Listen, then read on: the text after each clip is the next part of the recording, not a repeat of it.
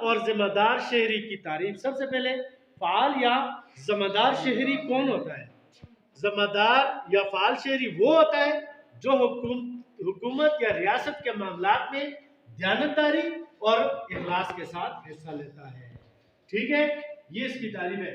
ذمہ دار شہری اپنے حقوق اور فرائض کے بارے میں باخبر ہوتا ہے، اس کو پتہ ہوتا ہے میرے حقوق کیا ہے، میرے فرائض کیا ہے، میں نے کیا کرنا ہے۔ اگر میں گھر میں آرام سے بیٹھ جاؤں تو اس کا کیا نقصان یا فائدہ ہے، اور اگر میں حکومت کی مدد کرتا ہوں تو پھر کیا ہے۔ یعنی حکومتی جو کام ہوتے ہیں ان میں بھرپور حصہ لینا، یہ ہوتا ہے فعال یا ذمہ دار شہری۔ دوسری بات یہ ہوتی ہے نقل یا براہ راست شرکت کے ذریعے سیکھنا۔ دیکھیں جی، نقل کر کے یا براہ راست کسی سیاسی سرگرمی میں حصہ لے کر عملی طور پر سیکھا جا سکتا ہے۔ آپ دیکھیں، آپ کے سامنے جلسے ہوتے ہیں، جلوس ہوتے ہیں، ٹی وی پہ یہ اسمبلی کے اجلاس دکھائے جاتے ہیں، جنرل اسمبلی کے اجلاس سکھائے جاتے ہیں۔ اس طرح اپنی کلاس میں آپ بیٹھ کر ایک سپیکر بنتا ہے، باقی لوگ جو ہیں وہ قومی اسمبلی کے ممبر بنتے ہیں، کوئی مسئلہ آتا ہے اس پہ بحث کرتے ہیں، پھر بل پاس کرتے ہیں۔ ایک قسم کی آپ نقل کرتے ہیں، یا آپ براہ راست کسی اسمبلی میں جاتے ہیں، وہاں پہ آپ مشاہدہ کرتے ہیں، تو اس طریقے سے آپ سیکھ سکتے ہیں۔ ٹھیک ہے، اچھا، اس سلسلے میں آج کل ایک یوتھ اسمبلی کا تصور بھی موجود ہے۔ تصور نہیں ہے بلکہ عملی طور پر ایک یوتھ اسمبلی ہوتی ہے، ہر علاقے سے ایک جی یہ ایم پی ہے یوتھ اسمبلی کا، وہ جاتے ہیں، ان کے لیے جگہ ہوتی ہے، اجلاس ہوتا ہے، وہ سیکھتے ہیں، اور کل کو جب وہ کوئی سیاست میں حصہ لیتے ہیں ان کو سب کچھ پھر آ جاتا ہے۔ طلبہ اسکول یا کالج میں اسمبلی جیسا ماحول بنا کر بحث کرتے ہیں، ان میں ایک سپیکر بن جاتا ہے، اسی طرح قرارداد پیش کی جاتی ہے، سیاسی لوگوں کی نقل کی جاتی ہے۔ ٹھیک ہے، تو یہ اس طریقہ ہے۔ پھر ہے فعال شرکت کسے کہتے ہیں؟ شہریوں کا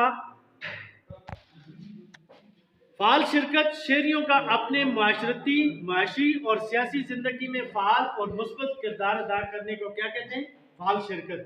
عوام ہر مسئلے پر نظر رکھتی ہے، حکومت کو اچھے مشورے دیے جاتے ہیں، حکومت پر تعمیری تنقید بھی کی جاتی ہے، حکومت کی توجہ اہم مسئلے کی طرف مبذول کی جاتی ہے، ملکی امور میں حرکت پیدا ہوتی ہے، حکومت کو عوام ہی سب کچھ بتاتے ہیں، فعال شرکت سے ہی حکومت بہتر کارکردگی کا مظاہرہ کرتی ہے۔ پھر آخری ایک کمیونٹی سروس۔ کمیونٹی کسے کہتے ہیں؟ یہ جو لوگ ہوتے ہیں ان کا ایک علاقے میں جو لوگ رہتے ہیں، یہ کمیونٹی، اس کی میں نے تعریف اور سب آپ کو اس چیپٹر کے آغاز سیوکس کے آغاز میں بتایا ہے۔ تو فلاحی کاموں میں حصہ لینا، انسانیت کی خدمت، مسائل حل کرنا، تکلیف کو ختم کرنا وغیرہ کمیونٹی سروس کہلاتا ہے۔ ٹھیک ہے، سماجی سرگرمیوں میں بھرپور حصہ لینا، اس کی تعریف یہ بھی ہے، یعنی سماجی سرگرمیاں جس سے لوگوں کو فائدہ ہو، لوگوں کی تکلیف کم ہو، ہر کسی کے لیے اچھا سوچنا، یہ کمیونٹی سروس ہوتی ہے۔ یعنی ہر مذہب، ہر نظریہ انسانیت کی خدمت کا درس دیتا ہے۔ اگر ہر انسان کے اندر دوسروں کی مدد اور خدمت کا جذبہ پیدا ہو جائے تو آئندہ وہ فعال شہری بن جاتے ہیں۔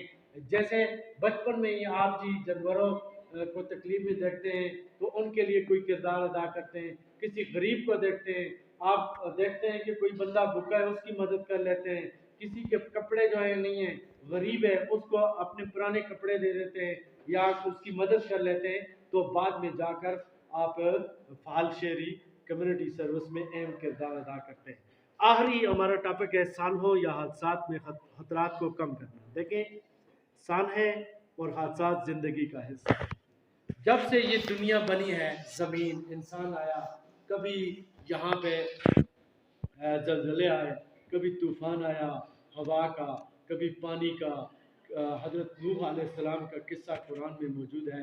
اس دور سے لے کر آج تک، یہ ابھی 2005 میں پاکستان کے اندر شدید ترین ہماری زندگی کا زلزلہ آیا، یہ ابھی جو سیلاب گزرا ہے، آج بھی پورا سندھ جو ہے اس میں متاثر ہے اور ڈوبا ہوا ہے۔ تو یہ حادثات زندگی میں آتے ہیں، اس سے بچنا ممکن نہیں ہے، اور کوئی آدمی یہ طوفانوں کو روک بھی نہیں سکتا۔